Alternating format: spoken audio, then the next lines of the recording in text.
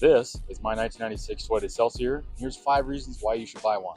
I mean, this isn't really a reason, but I mean, look at it. This thing's awesome. I know it's kind of dark out, so hopefully you guys can see the interior. But reason number 1 is going to be that it's right-hand drive. This is one of the most affordable right-hand drive cars that are left on the market today. Go try and find a Skyline or a Silvia or anything like that for under 10 grand. You cannot do it. I paid 8 grand for this car, and you can find a deal like that all day long very easily. Reason number 2, the customization. You can do anything to this car. If you want to slam it, like I'm doing, you can do that. I have a bunch of stuff that's on the way to make this into a VIP show car. You can do that. That's very easy to do. It's not that expensive. Now, it's not cheap, but it's not that expensive to do. If you want to get into drifting, it's very easy to manual swap this car. And with the 1UZ V8 under the hood, you've got plenty of torque to get sideways. You may notice that my front track width is a lot more than my rear track width. I have spacers on the way. I'm just waiting for them to get here. Reason number 3, just like I said about the V8, the 1UZ is an amazing engine. Super reliable as long as you keep up on maintenance. If you have a nice exhaust, they sound amazing. Mine's open header, so it kind of sounds like doo-doo.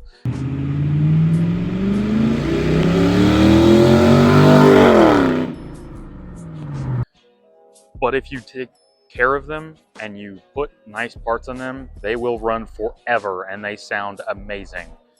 They're not the fastest cars in the world by any means, but you can gap your grandma in her Honda Civic. It's not a diss on Hondas. I'm a big Honda guy. I just couldn't think of anything else that's slow around the same price range. Now, even with a poopy exhaust, they really don't sound that bad. I think that's the longest this car's ever taken to start up before. That was a little scary, but it's not that loud. I mean, you can hear I'm talking at a regular volume. I don't even know if you can hear the car with the microphone I'm using currently, but they don't sound bad. This one sounds kind of like a truck, like I said, open header, not the best sounding, but it's not just the power of the V8 or the sound of the V8 why this engine is amazing. I drive 350 to 400 miles a week for work, and I fill up every week and a half or so. Depends on if I decide to go out with friends during the week. If I do, then it's about every week.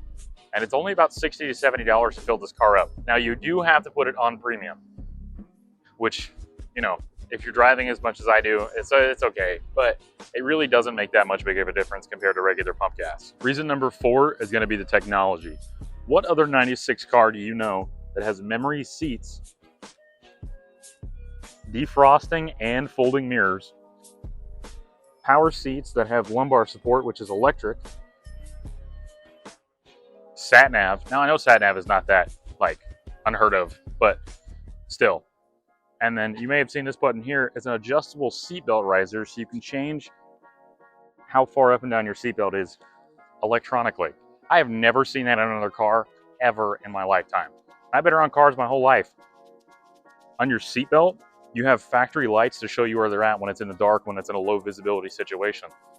That's another thing that I've never seen before. I've been told that that's pretty common on Japanese cars, but I still have yet to see it on anything else. Another thing with the technology is on some of these cars from the factory, you had a pole that came out on this side or on that side. So because this is such a big car and it's made for Japan, those are hard. It's hard to get these cars in parking spaces. The parking pole would show you exactly how far away you are from the edge of something. So if I wanted to park close up to that wall, there's my shadow, hello. It's a lot easier for you to get up there and get close without having to worrying about damaging this gorgeous front end that's on this car. Speaking of front end, glass headlights.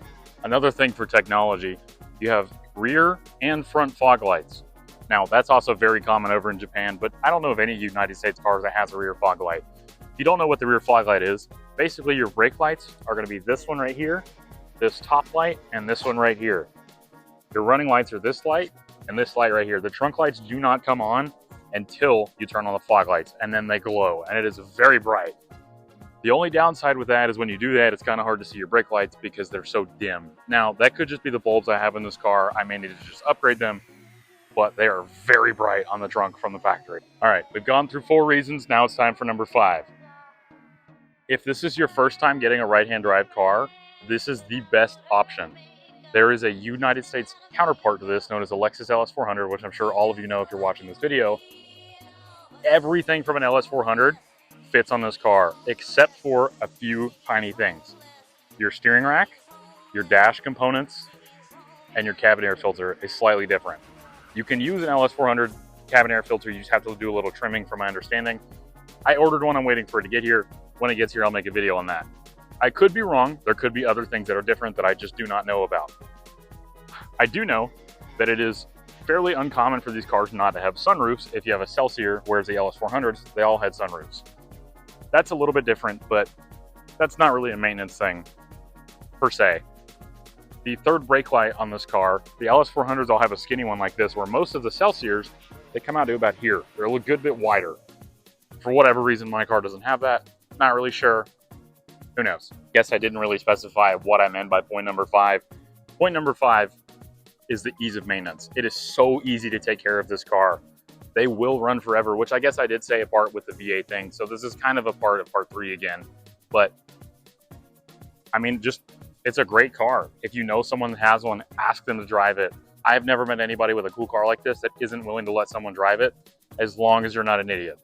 Now, I'm not saying that you're stupid and you shouldn't go ask somebody to drive this car. What I'm saying is if you're 16, you just got your license and you drive a automatic Infiniti, you do nothing in burnouts, and they're probably not going to let you. But if you come up, be respectful, be nice, and say, hey, can I drive this car? Chances are they might say yes. Now, a misconception that I see all the time with this car is people will call this a UCF20, and then they call the rounded headlight a UCF21. This car is a UCF21. The UCF20 and 21 are the same. This is a Zenki version, which is the brick headlight. The Kuki is the one with the rounded headlight, which is the facelift version of this car. Now, if you don't believe me, hopefully my flashlight will turn on so you guys can see it, or you guys can see it right here. That says UCF21. The UCF20 was the base model version of this car, was sent to the factory, or sent from the factory to a dealership, and then whatever options were chosen were put on that car. A UCF21 was a fully optioned out car that was sent from the factory straight to the dealership to be sold exactly how it is. Now, this car, I believe, has every option except for the phone, which you can see right there is the snow version. That is a factory sticker. I'm not really sure what all comes with the snow version, but that's what this car is. If you know, let me know down in the comments below. I just stuttered like crazy. That's still going in the video, because who cares? If you watch for this long, I appreciate it. Next video, I've got a couple of different ideas. I want to start doing car reviews. I also want to make a top 5 of things I hate about this car. There are very few things, but I can definitely come up with 5 right off the rip. So, see you guys in the next one. Be safe. Have a good one. Bye. I hear something in the distance, but I'm not really sure what that is.